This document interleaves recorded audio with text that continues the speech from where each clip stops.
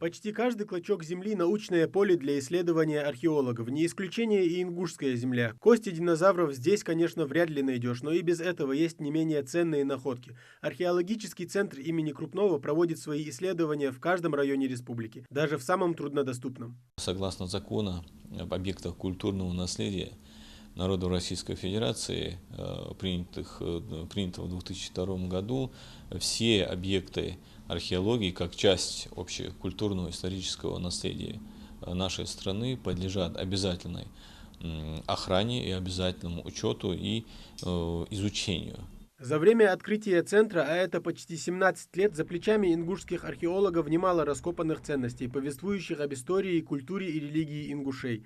Все эти исследования нашли отражение в печатных изданиях центра, вестниках археологии. Если в первом сборнике всего несколько десятков страниц, то позже, по мере раскопок, археологи явно вошли во вкус. Здесь стали выпускать уже более крупные издания. Мы обобщили известные на тот момент объекты археологии, в том числе и открытые нами в результате полевой археологической деятельности. Мы смогли собрать в единый перечень известный на тот момент памятники археологии, расположенных на территории Сунжинского, Малгобекского, Назрановского районов Республики Ингушетия. Но не равнина единой живут археологи. Колыбель ингушского народа, горная часть республики, и по сей день притягивает взгляды тысяч туристов и историков. Разумеется, в процессе работы ингушским археологам нередко приходится сталкиваться с некоторыми трудностями. Есть люди, которые добросовестно относятся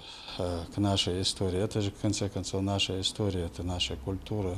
Эти памятники, они не только археологическому центру, они принадлежат всему населению. То есть это памятники нашей республики. Что касается самых значимых достижений, несколько лет назад состоялся отчет центра, на который съехались археологи со всей России. Там ингушские коллеги представили свое исследование. Главная тема — храм Тхабаерды, его история, происхождение и другие факты, о которых многие могут и по сей день не знать. Основным моментом в этом отчете является, конечно, находка карнизного блока в северном пределе храма Тхабаерды.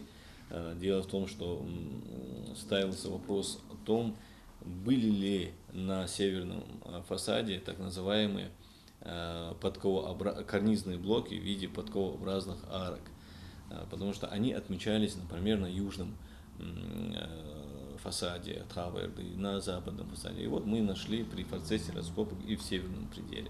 В конце прошлого года на равнинной части региона исследователи взялись за еще один археологический памятник Выкажева. Данные отправлены в Данию на лабораторную ДНК-экспертизу. Процесс очень трудоемкий, поэтому ждать результатов придется долго, но археологи запаслись терпением, а энтузиазма исследователям и так не занимать. Мы сейчас, применяя эту новейшую методику выделения древней ДНК, хотим понять, кто же, каких же потомков оставил этот Алан, живший в III веке окрестности Икажева, и где его ближайшие потомки. Это, в принципе, сейчас возможно.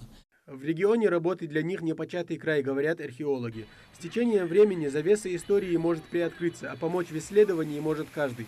Достаточно только не разрушать памятники старины и обязательно сообщить, если в процессе вскапывания огорода наткнетесь на что-то отдаленно напоминающее камень с нарисованными на нем знаками или письменами. Тамерлан Хамхоев, Рахман Цуров, Новости 24.